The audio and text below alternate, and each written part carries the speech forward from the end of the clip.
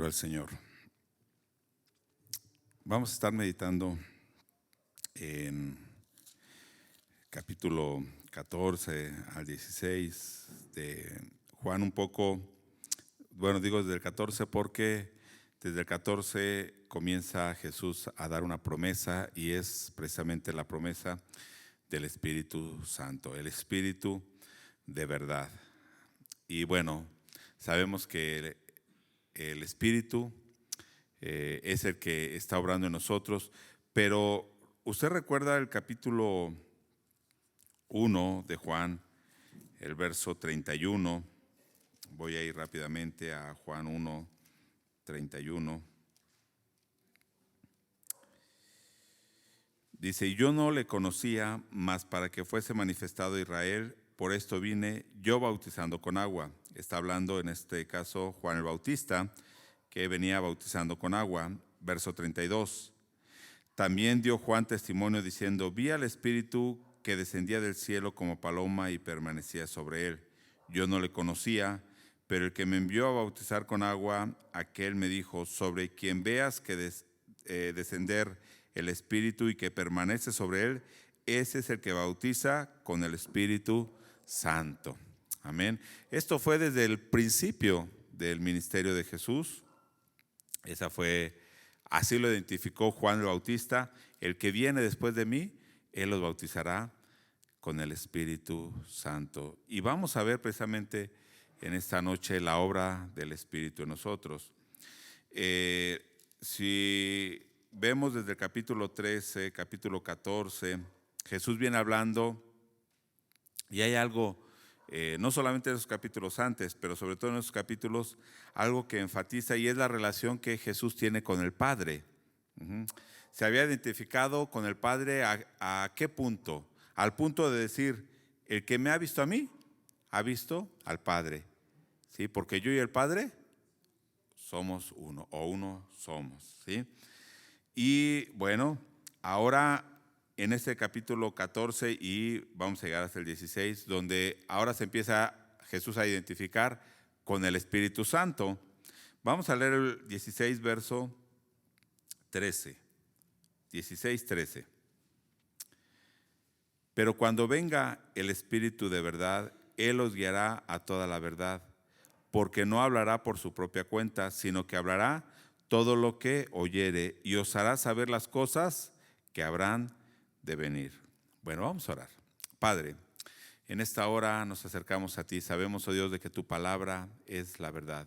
Pedimos, Señor, en esta hora que sea tu Espíritu Santo hablándonos, que sea tu Espíritu Santo moviéndose en esta hora en nuestro corazón, que esta palabra sea escrita en nuestra mente, en nuestro corazón, que no seamos rebeldes a ella, sino que cumpla el propósito por el cual tú le envías. En esta hora te agradecemos por tu palabra, en el nombre de Jesús. Amén. Bueno, también los hermanos que están en línea, Dios les bendiga, y también aparte ese tiempo para meditar la palabra del Señor. Tenga ahí su Biblia también para seguir los pasajes. Bueno, imaginémonos a los discípulos y a Jesús. Aquí en Juan no enfatiza tanto ese camino que va hacia Jerusalén como en Mateo o en Lucas, que va narrando cómo va con sus discípulos, pero aquí sí podemos saber que va a Jerusalén, ahora sí en la última Pascua. Jesús va a Jerusalén y ya va rumbo a su sacrificio, ¿no? Pero ¿cuál era el pensamiento de los judíos, de los discípulos cuando van caminando con Jesús hacia Jerusalén? ¿Ellos qué pensaban? En Mateo dice que iban discutiendo en el camino, ¿no? Para ver quién iba a ser el mayor.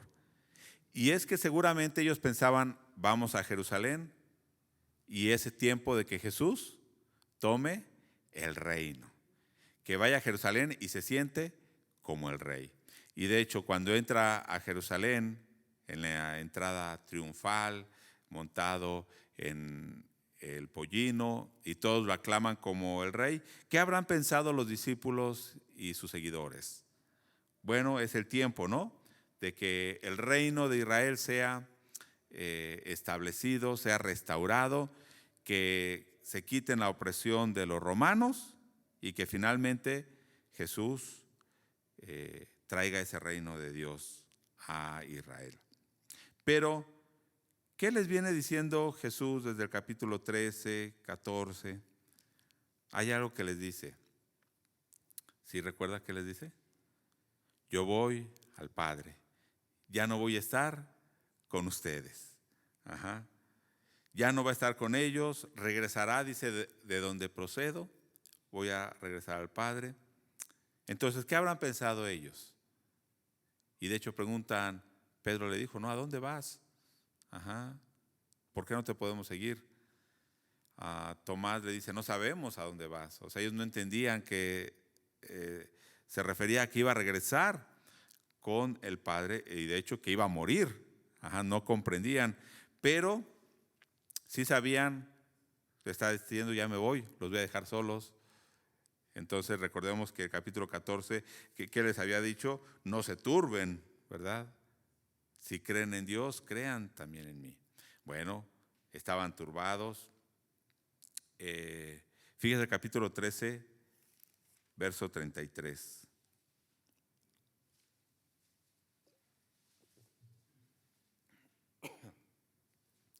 Hijitos, aún estaré con vosotros un poco.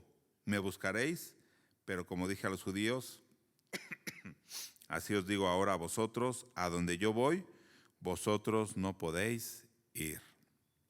Entonces piense en los discípulos que tienen su esperanza en quién, en el Mesías. Y ellos ya habían reconocido, Jesús es el Mesías. Tú eres el Cristo, el Hijo del Dios viviente. Ajá. Ya habían reconocido, ya lo habían confesado, ya sabían que Él era el Mesías, pero ahora les está diciendo, me voy. Y a donde yo voy no pueden venir ustedes. Capítulo 14, verso 19. Todavía un poco y el mundo no me verá más, pero vosotros me veréis porque yo vivo, vosotros también viviréis. En aquel día vosotros conoceréis que yo estoy en mi Padre y vosotros en mí y yo en vosotros. Pero al principio que dijo, todavía un poco y el mundo no me verá. Y vamos al versículo 3 de ese mismo capítulo. Y si me fuere y os preparara el lugar, vendré otra vez y os tomaré a mí mismo, para que donde yo estoy, vosotros también estéis. Bueno, y varios otros versículos que menciona, yo ya no voy a estar, me voy. Entonces, lo primero que debemos pensar es lo que ellos sintieron, y es lógico, ¿sí? Estaban viendo a Jesús físicamente, había estado con ellos aproximadamente 3 años, ministrando, pero estaba llegando el momento que se está despidiendo y dice, ya no voy a estar con ustedes. Pero desde el capítulo 14, versículo 16, da una promesa. Y yo rogaré al Padre y os dará otro consolador para que esté con vosotros para siempre. Promete que va a mandar al Espíritu Santo y va a estar. Ahora Jesús ya no estaría con ellos físicamente, pero ¿cómo estaría? ¿A través de quién? Del Espíritu Santo. Ellos podían tener la presencia de Dios a través del Espíritu Santo. De hecho, Jesús estaría reinando en ellos, pero ahora a través del Espíritu Santo. Bueno, dice el 14:28. Voy a leer rápidamente estos versos. Habéis oído que yo os he dicho, voy y vengo a vosotros. Si me amarais, os habría regocijado, porque he dicho que voy al Padre, porque el Padre mayor es que yo. Ok, vamos a pensar un poco. ¿Qué es lo que pasó cuando ellos escucharon que Jesús ya no iba a estar con ellos? Se entristecieron, se turbaron. Pero ¿qué les dice Jesús? Yo les dije que yo me voy. Y si ustedes me amaran, se habrían regocijado. ¿Por qué? ¿Por qué? Y ahí lo dice. Porque yo voy al Padre. Porque el Padre mayor es que yo. Entonces, Jesús les está diciendo, si ustedes me amaran, se deberían de gozar, porque yo voy a regresar de donde procedo, al Padre. Yo voy a regresar a mi gloria. Ajá. De hecho, lo dice, ¿no? Jesús, Señor, ajá, quiero ir a esa gloria, estar contigo, esa gloria que tenía desde antes de la fundación del mundo. Quiero regresar a esa gloria. Es el tiempo que glorifiques tu nombre. Uh-huh. Para nosotros, ¿qué es lo mayor que hay? ¿Qué es lo más grande? Uh-huh. ¿No será la gloria de Dios? ¿Por qué nosotros testificamos aquí en la tierra? ¿Por qué predicamos? ¿Por qué vivimos dentro de la voluntad de Dios, dentro de los mandamientos de Dios? ¿Por qué seguimos a Dios? ¿No es para que el nombre de Dios sea glorificado? Que lo que nos mueva sea la gloria de Dios, que el nombre de Dios sea exaltado en todos y por todo lo que hagamos. La gloria de Dios. Y les dice Jesús a sus discípulos, si ustedes me amaran, se habrían regocijado. ¿Por qué? Porque si la gloria de Dios es lo que ustedes buscan y es su mayor gozo, deberían haberse gozado. ¿Por qué? Porque yo regreso al Padre. Pero la angustia, la turbación, el dolor que ellos tenían, el temor, venía porque estaban pensando en quién. En ellos mismos. En ellos mismos. Ajá. No estaban viendo el plan mayor de Dios. Es como cuando, y no quiero decir que no duela, pero es como cuando fallece un ser querido que ha servido a Dios, que es cristiano, y lloramos, y a veces decimos a Dios, ¿por qué murió? Hasta llegamos a decir, si era bueno, ¿por qué no mueren los malos? ¿No? Ajá. Pero si era alguien que conocía a Dios, que servía a Dios, que era cristiano, no es, si pensamos en la persona, no está en un mejor lugar. Entonces, cuando lloramos y le reclamamos a Dios, ¿en quién estamos pensando? En nosotros. Ajá. Entonces, los discípulos, cuando Jesús le está diciendo, yo ya me voy, ellos en quién pensaban, ¿qué vamos a hacer nosotros? ¿Sí? Si Él es nuestra esperanza, en Él habíamos confiado, Él iba a traer el reino a Israel. Ajá. Estaban pensando en ellos y no comprendían, primero no comprendían de qué manera Jesús iba a establecer su reino, porque ellos pensaban que aquí en la tierra, físicamente, en Jerusalén, iba a estar reinando. No sabían o no comprendían cómo Jesús iba a tomar el reino a través de la muerte. De hecho, es que Jesús se iba a glorificar a través de su resurrección, y no comprendían cuál era la naturaleza de ese reino, un reino espiritual, un reino que se iba a establecer en los corazones de las personas. Uh-huh. Y entonces vamos a pensar un poco ahora trayéndolo a nuestras vidas. Uh-huh. Las situaciones que pasan en nuestra vida, cada situación que pasa en nuestra vida, ¿por qué Dios permitirá esas cosas? Recuerda al ciego de nacimiento que dijeron, ¿quién pecó? ¿Este o sus padres? ¿Qué dijo? Ni este ni sus padres, sino para que la gloria de Dios se manifestara en él. ¿Por qué permitirá Dios lo que nos sucede en la vida? Las pruebas, las situaciones difíciles, las aflicciones. ¿No será para que Dios manifieste su gloria? Y si Dios se va a manifestar o va a manifestar su gloria a través de esas situaciones, ¿qué deberíamos sentir nosotros? Gozo. Bueno, es más fácil decirlo. Es más fácil decirlo que sentirlo cuando estamos pasando en las aflicciones. Pero en ocasiones vemos desde una perspectiva totalmente terrenal, desde nuestra perspectiva. Los discípulos estaban viendo desde su perspectiva terrenal. Veían, bueno, ¿ahora qué va a ser de nosotros? Pero si hubieran estado pensando en Jesús, Jesús va a regresar a la gloria que tenía con el Padre, va a regresar a ese lugar y a sentarse como el rey. ¿Qué hubieran dicho ellos? Nos gozamos.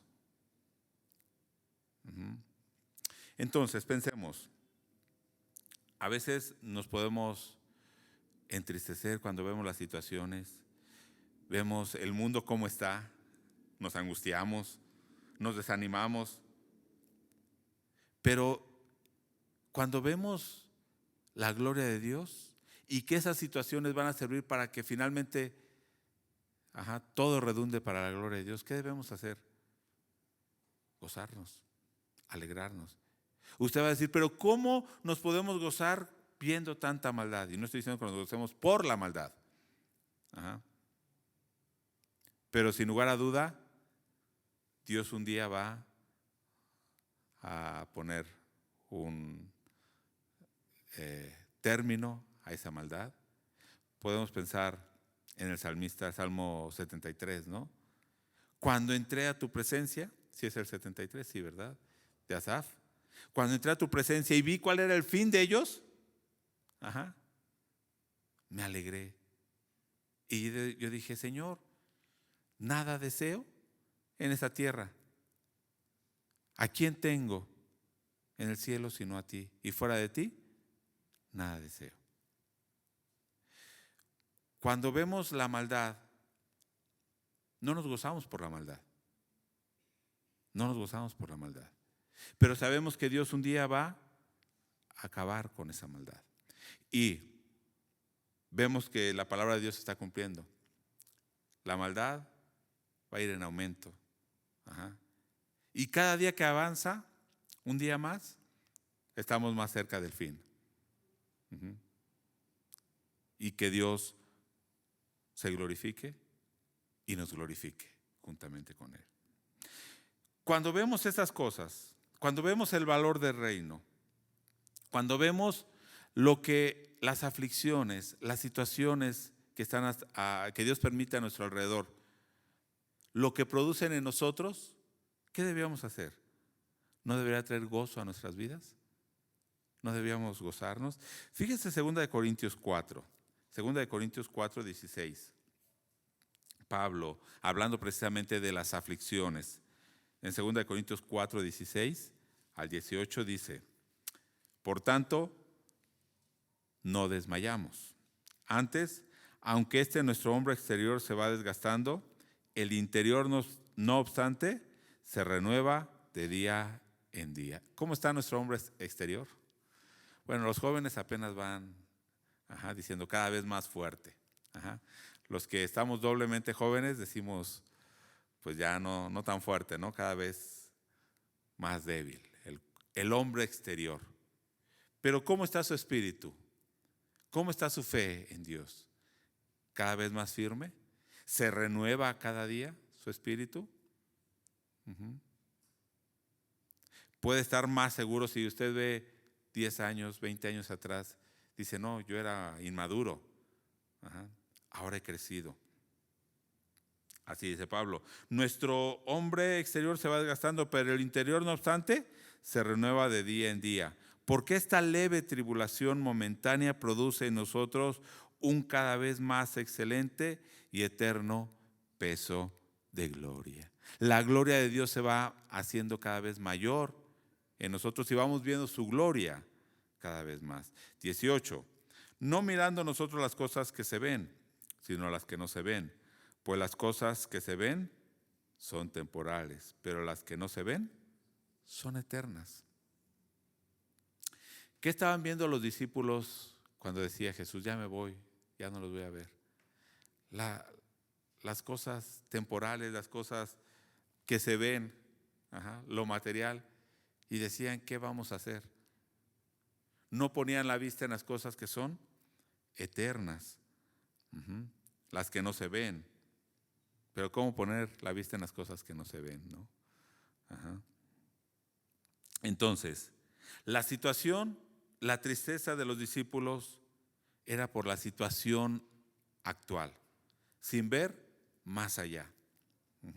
Para ellos sería una tragedia, lógicamente, que Jesús los dejara, ¿no?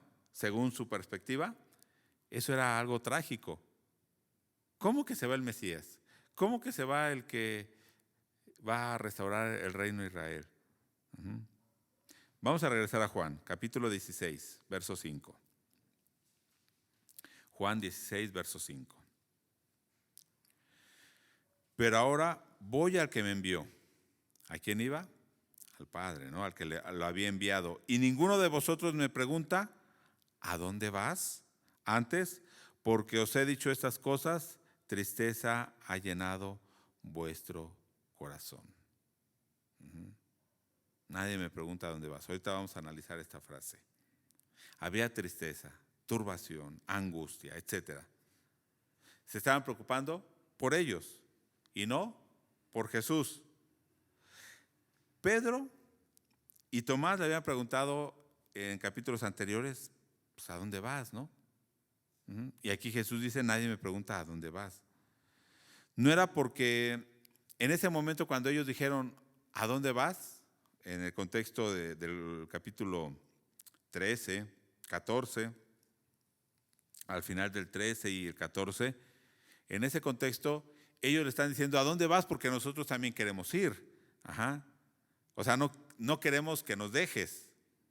Pero ahora Jesús cuando le está diciendo, yo voy al Padre, más bien al que me envió, y ninguno me pregunta, ¿a dónde vas? O sea, ¿cómo vas a estar en ese lugar? ¿Sí? Es lo que les digo, ellos estaban preocupando por ellos mismos, no a dónde iba Jesús. ¿Sí? Vuelvo a repetir, ellos no comprendían a dónde, mucho menos cómo iba a ser, ¿sí? A través de qué Jesús iba a llegar a esa glorificación. No era a través de la muerte, a través de su muerte. Entonces Jesús les dice, ustedes deberían haberse gozado, porque yo regreso al Padre, yo regreso a mi gloria. Pero, bueno, ese es el primer sentimiento que tenían los discípulos.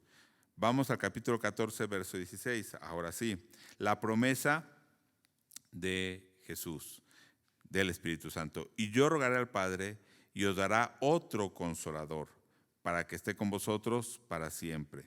17.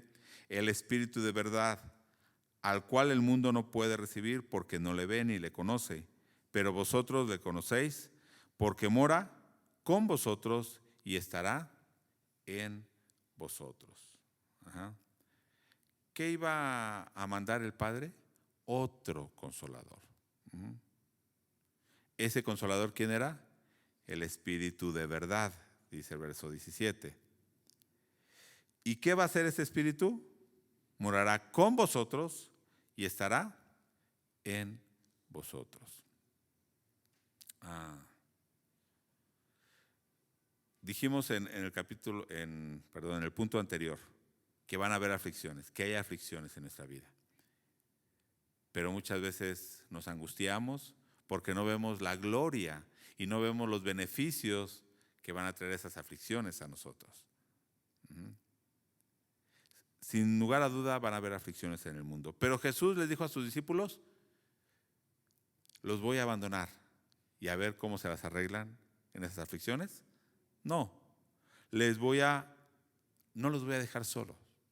Voy a mandar al Espíritu, que va a estar no solamente con ustedes, sino ahora va a estar en ustedes. Cumpliendo lo que Juan el Bautista había dicho, el que viene tras de mí, él los bautizará en Espíritu Santo. Ok. Y hay dos cosas que yo quiero que veamos en las referencias que Jesús hace al Espíritu Santo y en referencia cómo se identifica con Jesús mismo. ¿Sí? ¿Quién es la verdad? Jesús. ¿Qué dijo Jesús? 14, verso 6. Yo soy el camino, la verdad y la vida. Pero ahora, ¿cómo llama al Espíritu? En el verso 17. El Espíritu de verdad. Y vamos a ver estas dos expresiones. Ahorita llegamos a ellas. Una va a ser el Espíritu de verdad y otra va a ser precisamente el Consolador que habla en el verso 16, otro Consolador. Pero en el verso 7 del capítulo 16 hay algo también, del capítulo 16, verso 7. Pero yo os digo la verdad. ¿Qué dice? Os conviene que yo me vaya, porque si no me fuera, el Consolador no vendría a vosotros, mas si me fuere, os lo enviaré. Aquí es curioso, porque en este capítulo 16, ¿quién va a enviar al Espíritu Santo? Jesús. Y en el capítulo 14, verso 16, ¿quién va a ser? El Padre. Ajá. Entonces, ¿quién da el Espíritu? ¿El Padre o Jesús? Ajá. Debemos pensar. Pero dice, les conviene que yo me vaya. Porque si no me fuera el Consolador, no vendría a vosotros. Y vamos a ver por qué. ¿Por qué dice que Jesús se debe ir? Para que venga el Espíritu. Pero antes vamos a ver el Espíritu de verdad. ¿Qué palabra usa? Bueno, no les voy a decir la palabra que usa en el griego, pero es la misma que usa cuando dice en el verso 6, yo soy el camino y la verdad. ¿Y por qué? ¿Jesús es la verdad o el Espíritu es la verdad? Pensemos. Ajá. ¿Quién es la verdad? ¿Jesús o el Espíritu de verdad?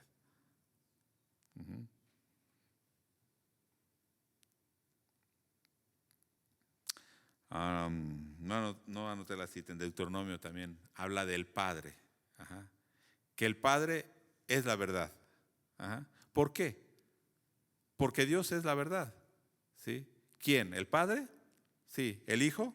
Sí. ¿El Espíritu Santo? Sí. Ajá. O sea, los atributos que tiene Dios son atributos de las tres personas de la deidad. ¿Sí? Cuando hablamos de un Dios todopoderoso, ¿de quién hablamos? ¿Del Padre? ¿Sí? Pero también del Hijo y también del Espíritu Santo. Y es que a veces, y yo sé que a veces los teólogos se pelean porque dicen el Padre hace esto, Jesús hace esto y el Espíritu Santo hace esto. Por ejemplo, ¿quién es el creador? Dicen el Padre. Pero hemos visto en otras citas que dice que Jesús es el creador. Y en otras citas que el Espíritu Santo estaba creando juntamente. Ajá. De hecho, desde Génesis 1, ¿no? Entonces, ¿quién es creador? Dios. Y dicen, bueno, la salvación es en Jesucristo. ¿Pero solo Jesucristo? No. Ajá. El Padre nos salvó a través de Jesucristo y el Espíritu Santo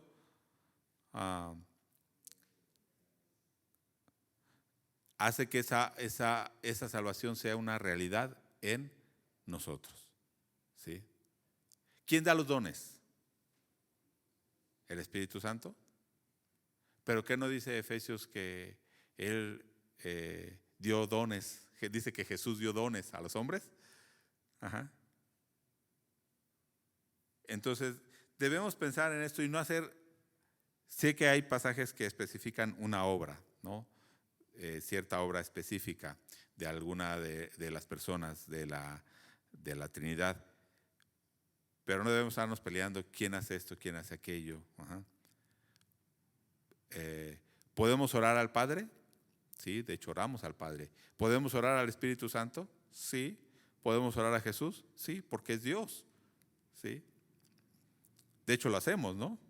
Hablamos con Jesús, hablamos con el Espíritu, hablamos con el Padre. ¿Sí? Bueno, el Espíritu de verdad, veraz, verdadero. Recordemos que Juan, en el Evangelio de Juan, usa mucho este contraste entre la verdad, la mentira, la luz, las tinieblas, la vida, la muerte. Y en este caso, en el 14:6 hablaba de que Jesús es la verdad, pero ahora, hablando del Espíritu, dice que el Espíritu es la verdad. ¿Por qué? Dice en el verso 16, verso 13, pero cuando venga el Espíritu de verdad, otra vez ocupa esto, Él os guiará a toda la verdad. ¿A qué verdad? Y de hecho Jesús, ¿a quién nos iba a guiar Jesús? Al Padre. Yo soy el camino, nadie llega al Padre si no es por mí. Ahora el Espíritu dice que nos va a guiar a toda la verdad, porque no hablará por su propia cuenta, sino que hablará todo lo que oyere y os hará saber las cosas que habrán de venir. Él me glorificará porque tomará de lo mío y os lo hará saber. O sea, las palabras del Espíritu eran las palabras ¿de quién? De Jesús. De Jesús. Y las palabras de Jesús, ¿de quién eran? Del Padre. Y decía Jesús, yo no hablo por mi propia cuenta. El Espíritu Santo no va a hablar por su propia cuenta. Va a tomar de lo mío y se lo revelará. Y el último verso, el verso 15 de ahí, de esa parte, todo lo que tiene el Padre es mío, por eso dije que tomará de lo mío y os lo hará saber. Lo que tiene el Padre, ¿de quién es? De Jesús. Y Jesús hablaba, dice, lo que oyó del Padre. Y el Espíritu habla lo que oyó de Jesús. ¿Y quién conoce a Dios? Dice, sino el Espíritu de Dios. ¿Sí? No sé si podemos ver esta relación que hay en unidad, en comunión entre el Padre, el Hijo, el Espíritu Santo. Él les va a revelar ¿qué nos va a revelar? Toda la verdad acerca de quién? De Cristo, de la salvación. Recordemos que muchas veces aquí en Juan y en los otros evangelios decía que los discípulos no habían comprendido algo que dijo Jesús o que no habían comprendido algo que hizo Jesús. Y después dice, sino hasta que resucitó, comprendieron y recordaron aquello que había sucedido y se dieron cuenta que se estaba cumpliendo las Escrituras. Pero cuando habla de que fue hasta que resucitó Jesús, realmente no fue únicamente hasta que resucitó Jesús, sino que hasta que el Espíritu Santo vino sobre ellos. Entonces pudieron ellos comprender aquellas cosas que Jesús les había dicho, ¿sí? Porque si usted ve de cuando resucitó Jesús hasta que está el primer sermón de Pedro en Hechos 2, ¿qué habían hecho los discípulos? O sea, no dice qué habían hecho. Todavía estaban escuchando de Jesús y hasta que vino el Espíritu Santo, abrió sus mentes, su corazón y pudieron comprender. Y ya vemos a otro Pedro hablando de las Escrituras con poder y con seguridad y diciendo lo que significaban esas Escrituras, cuando antes no lo hacían. Entonces, este Espíritu, ¿qué hace en nosotros? Obra en nosotros para que podamos comprender lo referente a ¿qué? A la obra de salvación. Que podamos comprender la obra de Jesucristo. ¿Sí? ¿Cuál es la obra del Espíritu Santo? Es aplicar los méritos de Cristo en nuestro corazón, a la vida del creyente. La obra que hizo Cristo, la muerte, la resurrección, la obediencia, ¿cómo es aplicada a nosotros? A través del Espíritu Santo. Entonces, podríamos discutir aquí si somos salvos únicamente por Jesús. Y dicen muchos, sí, solo por Jesús. Pero bíblicamente, si no está obrando el Espíritu Santo, esa obra de Jesús no es aplicada a nosotros. No es aplicada a nosotros. Para aplicar esa obra a nuestras vidas es necesaria la obra del Espíritu Santo. ¿Cuántos creen en Jesús? Amén. ¿Es por nosotros? Es por el Espíritu Santo. Si usted dice, no creo que el Espíritu esté obrando en mí. No creo que el Espíritu haya obrado en mí. Es mi mente. No. Bueno, vamos a ver. Esa es la primera expresión que usa Jesús para hablar del Espíritu Santo, el Espíritu de verdad. Pero la otra es el Consolador, el Paracletos, ¿no? O Parácletos en griego. ¿Y qué es el Paracleto, el Consolador o el abogado? Es la misma palabra que se usa para decir un abogado. O sea, en un juicio, cuando una persona o como ahorita, ¿no? Viene el abogado y está junto a él, para ayudarlo, para defenderlo, todo. ¿Cuál es la función del Espíritu Santo? Dice que está llamado a estar junto a nosotros, con nosotros, para defendernos, para guiarnos. Es el que está con nosotros, para guiarnos a toda verdad. Pero hay algo importante, aquí en el capítulo 14, verso 16, yo rogaré al Padre y os dará otro consolador, otro paracleto. Porque ¿quién era el primer consolador o el primer paracletos? Jesús, que estaba con los discípulos. Y el Espíritu Santo va a tener la misma función, pero ¿es el mismo? No, es otro. Ajá. Ahora, también en primera de Juan 2.1, ¿recuerda usted primera de Juan 2.1? ¿No lo recuerda? Ahí lo tiene en pantalla. No, ajá. Estas cosas os escribo para que no pequéis. Y si alguno hubiera pecado, abogado tenemos para con el Padre a Jesucristo, ajá, el justo. Ajá. Ahora, cuando aquí dice abogado, ¿qué palabra usa? Paracletos. Ajá. Cuando normalmente decimos, el paracleto es el Espíritu Santo, pero Jesús también es el paracleto, porque está llamado a estar también junto a nosotros, está como abogado. Ajá. Entonces, ¿por qué quiero hacer esta comparación? Porque Jesús es la verdad y el Espíritu es la verdad. Jesús es el consolador, el paracletos, el Espíritu Santo. Y Jesús también. Ajá. ¿Se acuerda que le dije? Primero Jesús se había identificado con el Padre, al punto de decir, el Padre y yo, uno somos. Ahora con el Espíritu Santo, ¿qué está mostrando? Que también son uno, tienen la misma función, es otro consolador, otra persona de la Trinidad, pero tienen la misma función. Ahora, la venida del Espíritu Santo no era únicamente para suplir la ausencia de Jesús. Jesús dijo, ya no voy a estar con ustedes, y entonces les envió al Espíritu Santo, pero no es únicamente para suplir la ausencia, para que no se queden solos, ¿no? Sino que en realidad el Espíritu Santo, ¿a qué viene? Y lo voy a decir de esta manera, a completar la obra de salvación. Y va a decir, ¿entonces no estaba completa? Sí. Jesús redimió al hombre. ¿Qué es esto? Jesús pagó, ¿sí?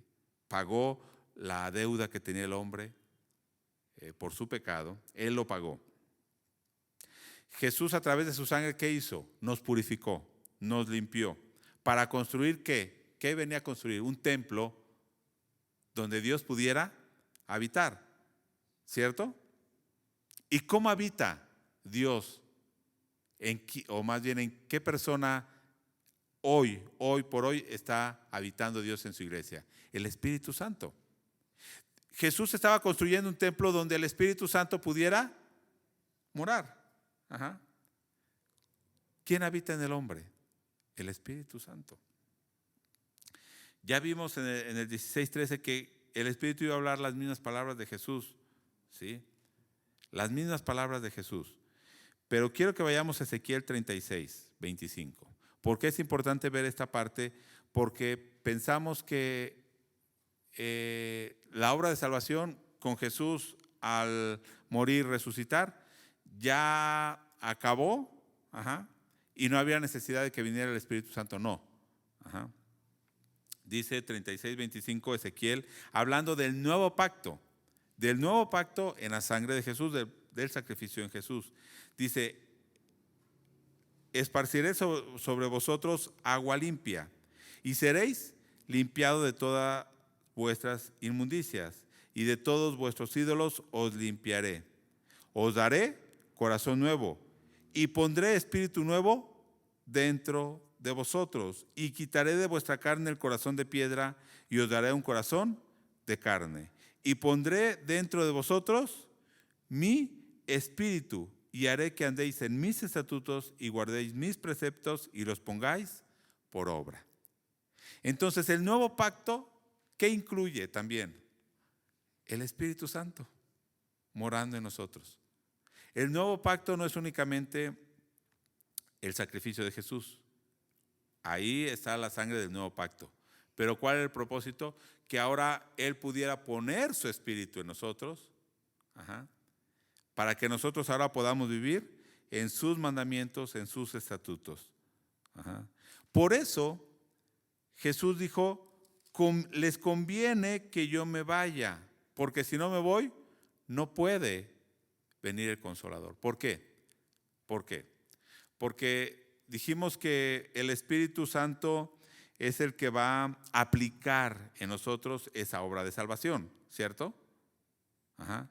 Pero si Jesús no moría y no ascendía al cielo, ¿qué iba a aplicar en nosotros el Espíritu Santo? Pues nada, porque Jesús no había muerto. Ajá. Jesús tenía que morir, resucitar, ascender al cielo, para que entonces el Espíritu Santo pudiera aplicar esa obra en nosotros. Entonces, por eso dice, va a ser de mayor provecho, porque Él los va a guiar a toda verdad, a toda verdad. Él va a habitar en ustedes. Él va a confirmar el nuevo pacto en ustedes. Ya lo vimos en Ezequiel. Pondré mi espíritu en ustedes. El Espíritu Santo es el sello de que ahora nosotros pertenecemos a Dios. Y es la única manera, hermano, que nosotros podemos cumplir la voluntad de Dios o podemos vivir en la voluntad de Dios. Es la única manera que nosotros podemos vivir bajo la soberanía de Dios, a través del Espíritu. Porque por nuestras fuerzas no podremos. Ajá. Cuando a veces decimos, es que tal persona dice que cree en Jesús, pero no vive. Ajá. No vive. Ajá. ¿Por qué? No ha dejado que el Espíritu obre en él. La obra del Espíritu no ha sido efectiva en la vida de esa persona. Entonces vemos que la venida del Espíritu entonces es parte integral del nuevo pacto y es parte integral de la salvación, de la obra de salvación. No podemos separar el Espíritu Santo de la obra de Jesucristo. Dice Juan 16:20. Juan 16:20. De cierto os digo, que vosotros lloraréis y lamentaréis, y el mundo se alegrará. Pero aunque vosotros estéis tristes, vuestra tristeza se convertirá en gozo. Ajá. Aquí está diciendo Jesús cuando le dice, yo me voy. Y lógicamente, cuando ellos vieron a Jesús, que lo llevaron arrestado, cuando vieron que lo azotaban, cuando vieron que lo crucificaron y cuando vieron que murió, ¿qué habrá pasado en ellos? Ajá. Todo se acabó. La esperanza, ya no había esperanza. Ajá. Todo se acabó. Ustedes van a llorar, se van a lamentar. ¿Y el mundo qué va a hacer? Se va a alegrar, va a hacer fiesta. ¿Qué habrán dicho el Sanedrín, los fariseos, los sacerdotes? Ya lo matamos. ¿Qué habrá dicho Satanás y los demonios? Ajá, vencimos, matamos al heredero. ¿Sí? Pero dice el verso 21.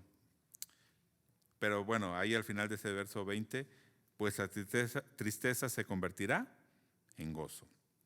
Y les pone un ejemplo. Es como la mujer cuando da luz. Tiene dolor. Ajá. Las mujeres que han experimentado esto tienen dolor porque ha llegado su hora. Y sufren, y lloran, y gritan. Pero después que ha dado a luz su niño, ya no se acuerda de la angustia por el gozo de que haya nacido un hombre en el mundo. Después que tiene a su bebé en sus brazos, no se acuerda del dolor. Ajá. Se ríe, goza, se alegra. ¿Sí? También vosotros ahora tenéis tristeza, pero os volveré a ver y se gozará vuestro corazón y nadie os quitará vuestro gozo.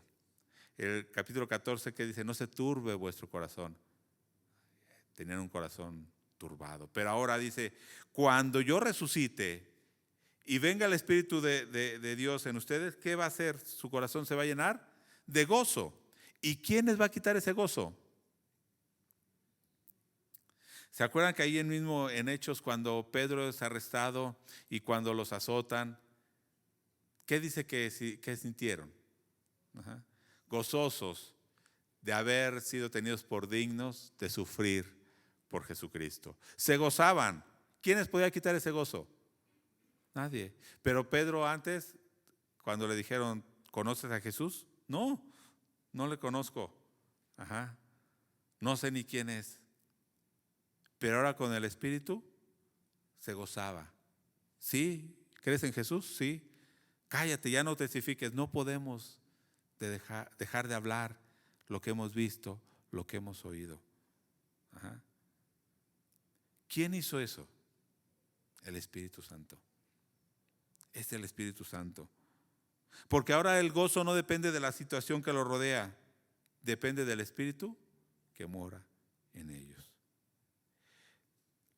Que los hizo comprender la obra de Jesucristo, los hizo comprender. Pedro dice, ahora ¿dónde está Jesús? En el Padre. A este Jesús que ustedes mataron, el Padre le ha hecho Señor y Cristo.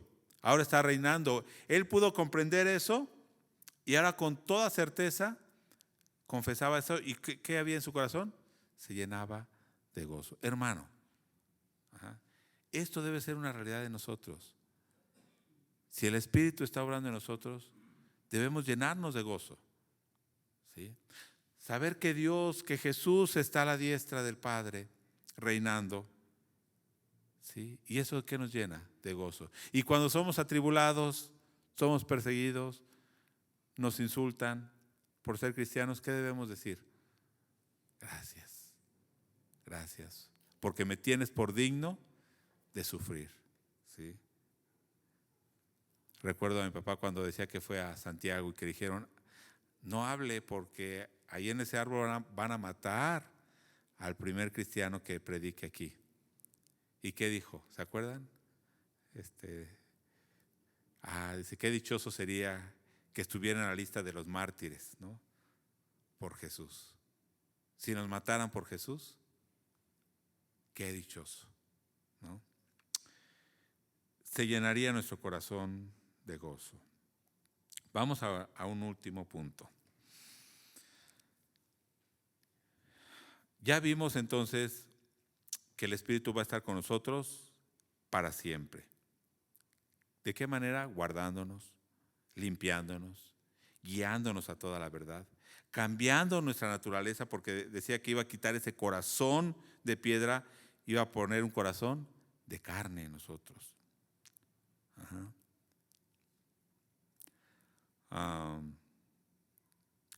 Recuerdo un hermano que decía antes, era un hermano muy duro, ¿no? Yo no lloraba, pero desde que me convertí me hice bien llorón, ¿no? Ajá, quitó ese corazón de piedra y puso Dios un corazón de carne. El Espíritu, ¿qué hace en nosotros? Nos vivifica, nos da vida. Nos guía cada día, pero sobre todo revela a Jesucristo en nosotros. Nos revela a Jesucristo. Y hace que podamos vivir ahora en sus mandamientos, guardando su palabra. Pero aquí en el capítulo 16, respecto al Espíritu Santo también, vamos al versículo 8. Es la única parte donde nos menciona una obra directa en el mundo. En el mundo, dice, hablando del Espíritu Santo. Pero yo os digo la verdad, el verso 7, 16, 7. Os conviene que yo me vaya, porque si no me fuere el Consolador, no vendría a vosotros, mas si me fuere, os lo enviaré.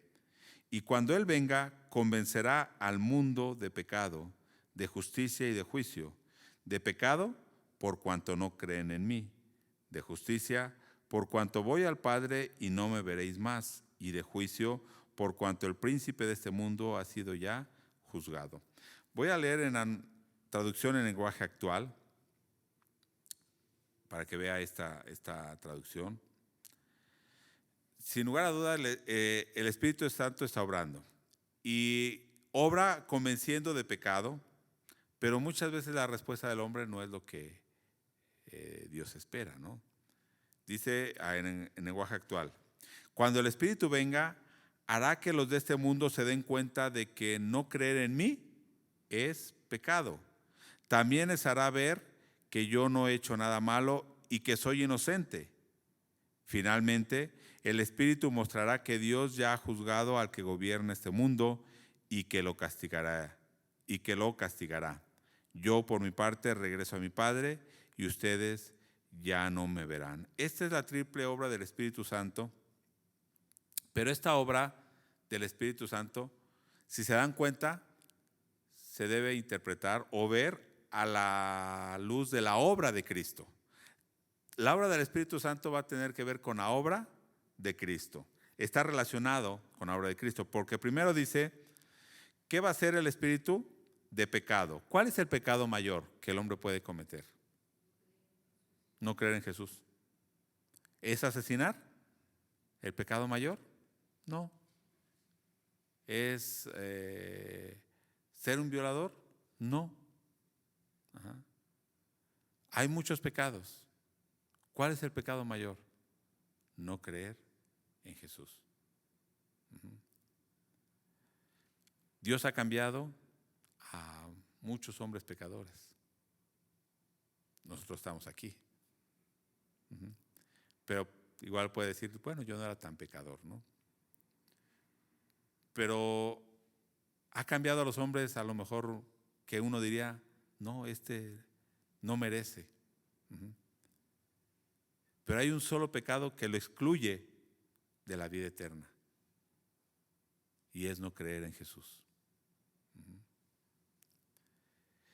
Después dice, también les mostrará, que dice, que yo no he hecho nada malo y que soy inocente, o sea, de justicia. ¿Cuál es la justicia de Dios? Que Jesús vino a este mundo, y mostró su justicia, la muerte, su resurrección. Todo eso está mostrando su justicia. Pero, ¿qué hicieron los judíos? ¿O qué decían los judíos de Jesús? Este es un hombre pecador. Este es un hombre que echa fuera demonios por el príncipe de los demonios. De hecho, ¿por qué murió como en una cruz? ¿Quién moría en una cruz? Los peores criminales. Era el peor castigo. Pero incluso ahí en la cruz, ¿cuál fue la confesión del centurión? Este hombre verdaderamente era justo. ¿Qué hacían la gente? Dice, cuando pasaba, se iba golpeando el pecho, diciendo, este hombre no había hecho nada malo.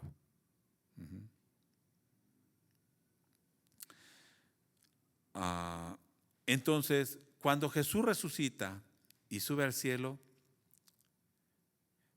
dice que el Espíritu Santo muestra aún a este mundo que Jesús es inocente.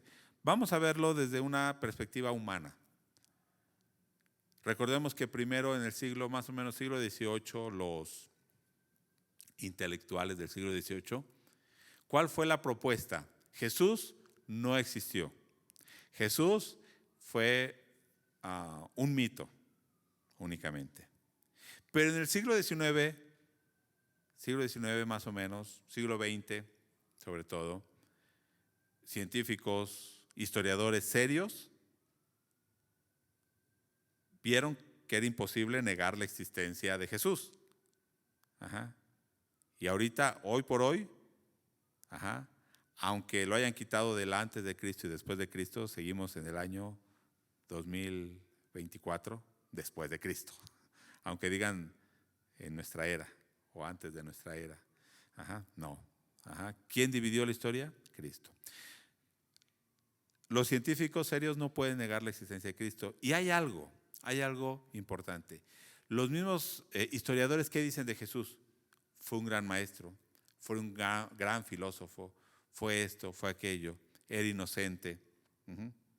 O sea, esa obra incluso es la obra del Espíritu Santo en el mundo, mostrando que Jesús era inocente realmente. Ahora,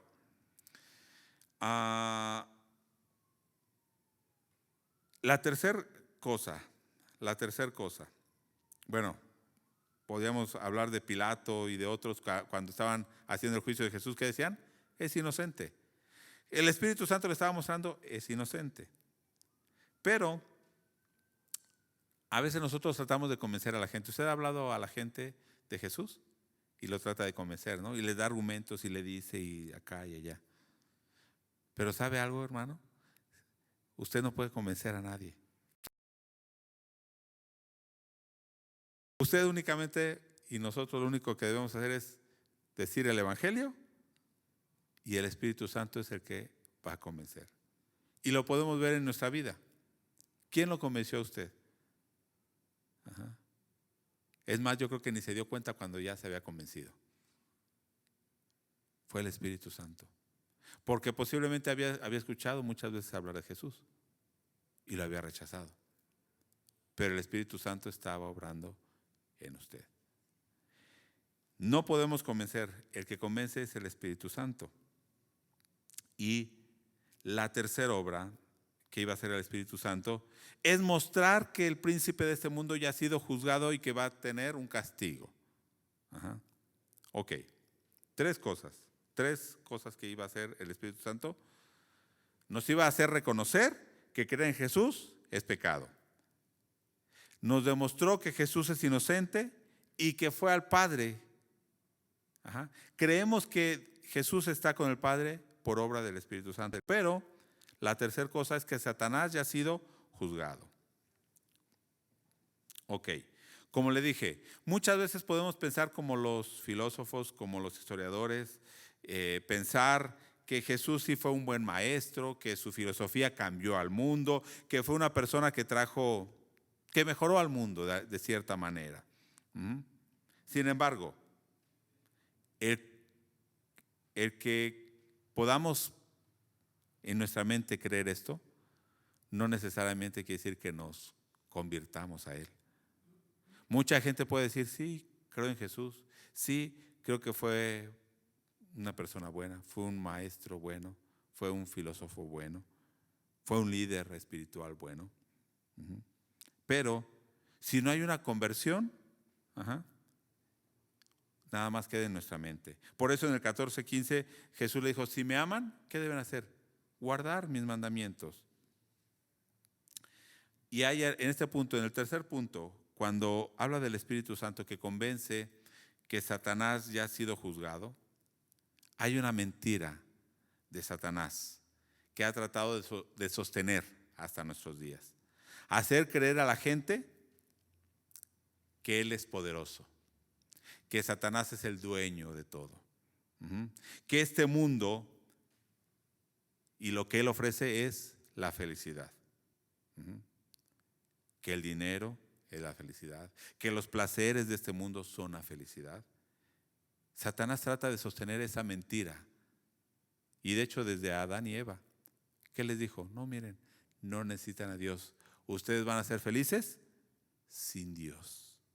Ustedes pueden hacer todo sin Dios. ¿Y si es verdad eso? Ahora en nuestros días, ¿cuál es la mentalidad? Tú solo puedes. No necesitas a Dios. Tú puedes, tú eres el dueño del mundo. Si tú crees algo, lo consigues. Si tú lo confiesas, es tuyo. Tú puedes. Puedes lograr lo que quieras. Puedes ser lo que quieras ser. Dice un personaje, ¿no?, de una película. Puedes ser lo que quieras ser. Mentira del diablo. Pero en ocasiones vivimos en esa mentira. Vivimos en esa mentira. Porque seguimos esclavizados a este mundo, a Satanás, viviendo y haciendo lo que nuestra carne quiere. Pero hermano, si hemos comprendido que Satanás ya ha sido juzgado y que va a haber un juicio y una condenación sobre Satanás, ¿qué debíamos hacer? ¿Qué dice Apocalipsis? Huye. Hablando de Babilonia. Sal de ahí. Sal del mundo. para que no seas partícipe de su castigo, de las plagas que vienen sobre el mundo. ¿Usted cree que Satanás ya ha sido vencido? ¿Que este mundo, hay una condenación sobre este mundo, la mentalidad de este mundo y sobre Satanás? ¿Un juicio? ¿Sí? Entonces, ¿qué debemos hacer? Renunciar a él, salir de él, entrar al reino de Jesucristo. Y es el Espíritu Santo que nos hace comprender eso, que Satanás ya ha vencido. O sea, lo que el Espíritu Santo nos hace comprender es que este mundo no nos ofrece nada. Lo que nos ofrece este mundo, ¿qué es? Condenación. Si Satanás te dice, no, mira, en el mundo vas a ser feliz, ok, ve a la gente que vive en el mundo y pregúntale si es feliz.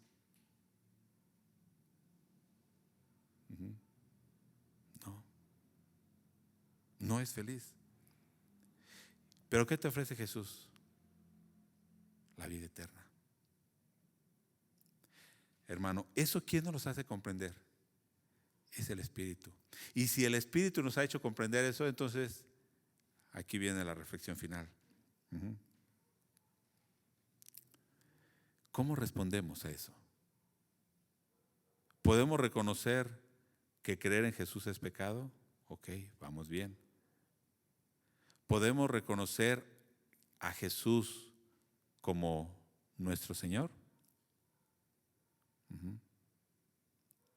Pero ahora podemos reconocer que este mundo ha sido condenado y ha sido juzgado ya. Satanás ha sido juzgado. No oigamos a este mundo, no oigamos a Satanás, ¿sí? ¿Cómo respondemos entonces a esa obra del Espíritu Santo? Reconozcamos nuestro pecado delante de Dios, ¿sí? O estamos viviendo todavía en la mentira que nos dice Satanás. Estamos viviendo en este mundo como si este mundo fuera la felicidad. Póngase en pie y reflexione en esto. Dejemos que el Espíritu nos guíe. No seramos rebeldes a esa obra del Espíritu. Y por otro lado, agradezcamos a Jesús, porque Él dijo, no los voy a dejar solos, les voy a dar mi Espíritu. Y les conviene.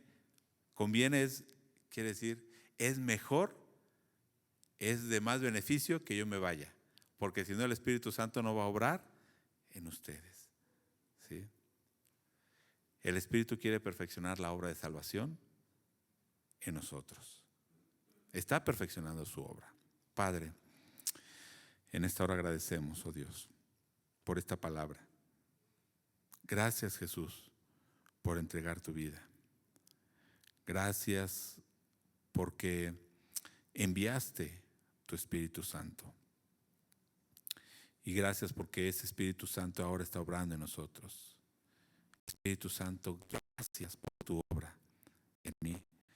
Gracias por guiarnos. Gracias por perfeccionar tu obra de salvación en cada uno de los que estamos aquí.